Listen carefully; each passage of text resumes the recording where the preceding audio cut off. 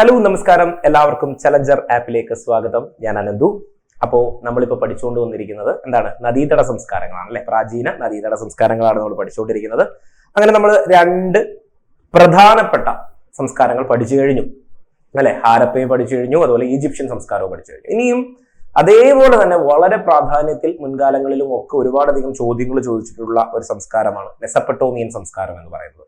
അപ്പൊ നിങ്ങളൊരു LP UP assistant grade പരീക്ഷകൾക്കൊക്കെ പഠിക്കുന്നവരായതുകൊണ്ട് തന്നെ നിങ്ങൾക്ക് ഒരുപാടധികം ഡെപ്തിലേക്ക് പോകണ്ട, പക്ഷെ വളരെ സ്പെസിഫിക് ആയിട്ട് എസ്പെഷ്യലി ഇപ്പൊ നമ്മൾ ഈ പറയും പോലെ SCRT NCRT പുസ്തകങ്ങളിൽ നിന്നുള്ള പ്രധാനപ്പെട്ട ഭാഗങ്ങൾ നിങ്ങൾക്ക് ക്വസ്റ്റ്യൻ ആയിട്ട് എക്സ്പെക്ട് ചെയ്യാവുന്നതാണ്. അതാണ് ഇത് ഈ ഒരു ഭാഗത്തിന്റെ, പ്രത്യേകിച്ച് ഈ ഒരു ചാപ്റ്ററിന്റെ ഒരു പ്രത്യേകത എന്ന് പറഞ്ഞാൽ അങ്ങനെയാണ്. ഈ നദീതട സംസ്കാരങ്ങൾ എന്ന് പറയുന്ന ഈ ഒരു ഭാഗത്ത് പ്രധാനമായും SCRT NCRT ഭാഗങ്ങളിൽ നിന്നും നല്ല രീതിയിലുള്ള ചോദ്യങ്ങൾ കണ്ടുവരാറുണ്ട്. ഓക്കെ, അപ്പോൾ അതുകൊണ്ട് തന്നെ നിങ്ങൾ പഠിക്കേണ്ടത് എന്ന് പറയുന്നത് ഒരു ആപ്ലിക്കേഷൻ മോഡിൽ സ്കൂളിലിരുന്ന് നമ്മൾ പഠിച്ചതുപോലെ അതൊക്കെ തന്നെ നല്ല ആഴത്തിൽ പഠിക്കാനായിട്ടുള്ള ഒരു രീതി നിങ്ങൾ ഫോളോ അപ്പ് ചെയ്യേണ്ടതാണ് കേട്ടോ.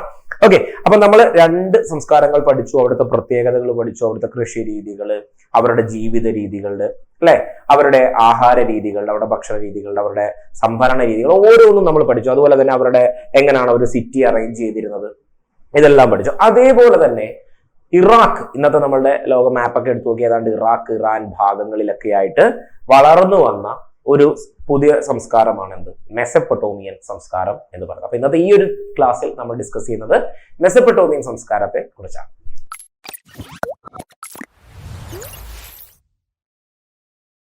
ഓക്കെ, അപ്പൊ ഞാൻ പറഞ്ഞല്ലോ ഇന്നത്തെ ഇപ്പൊ നിങ്ങൾ മാപ്പ് എടുത്തു വെച്ച് നോക്കിക്കഴിഞ്ഞാൽ ഇറാഖ് എന്ന് പറയുന്ന പ്രദേശത്ത് ഉൾപ്പെട്ടിരുന്ന, അല്ലെങ്കിൽ ആ ഒരു പ്രദേശവും അതുമായി ബന്ധപ്പെട്ട് ഉൾപ്പെട്ടിരുന്ന യൂഫ്രട്ടിസ്, ടൈഗ്രിസ് എന്നീ നദികൾക്ക് സമീപമായിട്ട് ഡെവലപ്പ് ചെയ്ത ഒരു സിവിലൈസേഷൻ ആണ് ഇത് മെസപ്പൊട്ടോമിയൻ സിവിലൈസേഷൻ എന്ന് പറയുന്നത്. മെസപ്പൊട്ടോമിയൻ സംസ്കാരം എന്ന് പറയുന്നത് എവിടെയാണ്?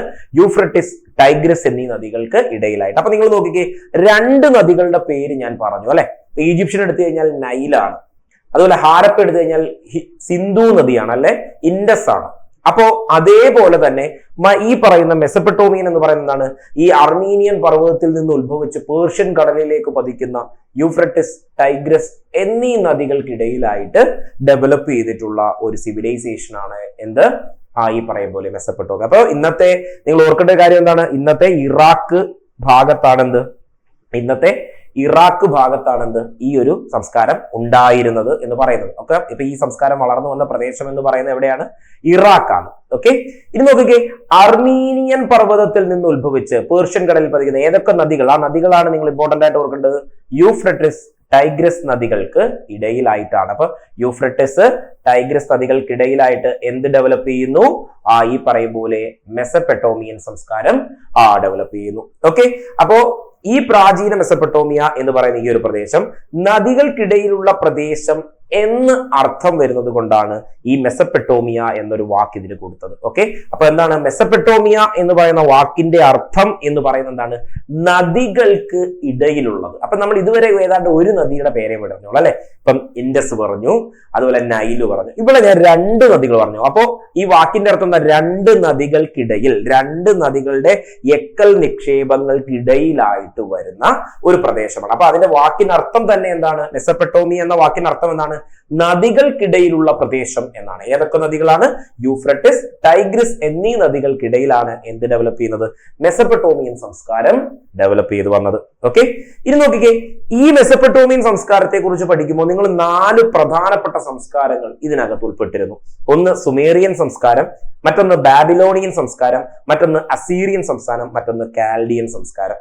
നിങ്ങൾക്ക് കുറച്ച് ഡെപ്തിലേക്കൊക്കെ നോക്കണമെന്നുണ്ടെങ്കിൽ സുമേറിയൻ സംസ്കാരത്തെക്കുറിച്ചും ബാബിലോണിയൻ സംസ്കാരത്തെക്കുറിച്ചും സീറിയൻ സംസ്കാരത്തെക്കുറിച്ചും കാൽഡിയൻ സംസ്കാരത്തെക്കുറിച്ചും ഡെപ്തിലേക്ക് നോക്കാം. പക്ഷെ ഏറ്റവും പ്രധാനപ്പെട്ട കാര്യം എന്ന് പറയുന്നത് ഈ 4 ഏതൊക്കെ സംസ്കാരങ്ങൾ ഈ പറയും പോലെ ഈ പറയുന്ന മെസപ്പൊട്ടോമിയൻ സംസ്കാരത്തിന്റെ ഭാഗമായി ഉണ്ടായിരുന്നു എന്ന് ചോദിച്ചാൽ ഓപ്ഷൻ വൈസ് ഒക്കെ ചോദിച്ചാൽ നിങ്ങൾ കൃത്യമായി ഓർത്തു വെച്ചു ഏതൊക്കെയാണ്? സുമേറിയൻ, ബാബിലോണിയൻ, അസീറിയൻ, കാൽഡിയൻ സംസ്കാരങ്ങളാണിത്. ഇവിടെ നിലനിന്നിരുന്ന 4 പ്രധാനപ്പെട്ട സംസ്കാരങ്ങൾ എന്ന് പറയുന്നത് ഏതൊക്കെയാണ്? സുമേറിയൻ, ബാബിലോണിയൻ, അസീറിയൻ, കാൽഡിയൻ എന്നിങ്ങനെ പറയുന്ന 4 പ്രധാനപ്പെട്ട സംസ്കാരങ്ങൾ. ഓർക്കേണ്ട വാക്ക് സംസ്കാരങ്ങളാണ്. അങ്ങനെയാണെങ്കിൽ നോക്കിയേ, മെസപ്പൊട്ടോമിയയിലെ പ്രധാനപ്പെട്ട നഗരങ്ങൾ, പ്രാചീന മെസപ്പൊട്ടോമിയയിലെ പ്രധാനപ്പെട്ട 3 നഗരങ്ങളുമുണ്ട്. 4 സംസ്കാരങ്ങളുണ്ട്, 3 നഗരങ്ങളുണ്ട്. ആ നഗരങ്ങൾ ഏതൊക്കെയാണ്? ഉറുണ്ട്, ഉരുക് ഉണ്ട്, ലഗാഷ് ഉണ്ട്. ഓക്കെ, അപ്പോ 4 പ്രധാനപ്പെട്ട സംസ്കാരങ്ങൾ നമ്മൾ പഠിക്കുന്നതിനോടൊപ്പം 4 പ്രധാനപ്പെട്ട സംസ്കാരങ്ങൾ പഠിക്കുന്നതിനോടൊപ്പം എന്താണ് 3 പ്രധാനപ്പെട്ട നഗരങ്ങൾ കൂടി നമ്മൾ അറിഞ്ഞിരിക്കണം. ഓക്കെ, 4 സംസ്കാരങ്ങളും 3 നഗരങ്ങളുമാണ് എന്ത് പ്രാചീന മെസപ്പൊട്ടോമിയൻ സംസ്കാരത്തിൽ ഉൾപ്പെട്ടിട്ടുള്ള നഗരങ്ങൾ എന്ന് പറയുന്നത്. അപ്പൊ പ്രാചീന മെസപ്പൊട്ടോമിയയിലെ പ്രധാന നഗരങ്ങൾ ഏതൊക്കെയാണ്? ഉർ, ഉറുക്, ലഗാഷ്. ഉറുക്, ലഗാഷ് ഓർത്തിരിക്കാൻ എളുപ്പമാണ് അല്ലെ. ഉറുക്, ലഗാഷ് എന്ന് പറയുന്ന 3 പ്രധാനപ്പെട്ട നഗരങ്ങളും ഈ സംസ്കാരത്തിന്റെ ഭാഗമായിട്ടുണ്ട്. അപ്പൊ സിറ്റികളായിട്ട് 3 സിറ്റികളാണുള്ളത്, ഉറുക്, ലഗാഷ് എന്നുള്ളത്. സംസ്കാരങ്ങൾ ഏതൊക്കെയാണുള്ളതെന്ന് പറഞ്ഞത് സുമേറിയൻ, ബാബിലോണിയൻ, അസീരിയൻ, കാൽഡിയൻ എന്നിങ്ങനെ 4 പ്രധാനപ്പെട്ട സംസ്കാരങ്ങളും എന്തിൽ ഉൾപ്പെട്ടിരുന്നു? ഈ പറയും പോലെ മെസപ്പൊട്ടോമിയൻ സംസ്കാരങ്ങൾ. ഇനി നമ്മൾ നേരത്തെയൊക്കെ പറയും പോലെ തന്നെ എന്താണ് ലിപിയാണ് ഇനി നമുക്ക് നോക്കാനുള്ളത്. ലിപി.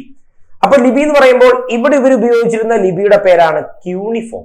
കണ്ടോ, ഈ ചിത്രത്തിൽ കാണുന്ന പോലെ തന്നെ ഉണ്ടോ, എന്തോ ഒരു വലിയ മൺകട്ട, അതിനകത്ത് എന്തോ അച്ചു പോലെയുള്ള സാധനം വെച്ചോ എന്തോ കട്ടിയുള്ള സാധനം വെച്ച് എഴുതി ആഴത്തിലാക്കിയ രീതിയിലാണ് നിങ്ങൾക്ക് ഇത് കാണാൻ കഴിയുന്നത് അല്ലെ. അങ്ങനെയാണ് ഇതിന്റെ ഒരു രീതി. നോക്കിക്കേ, അപ്പൊ നോക്കിക്കേ, ഇവിടുത്തെ എഴുത്തുവിദ്യ പ്രധാനമായും അറിയപ്പെട്ടിരുന്ന പേരാണ് ക്യൂണിഫോം എന്ന് പറയുന്നത്.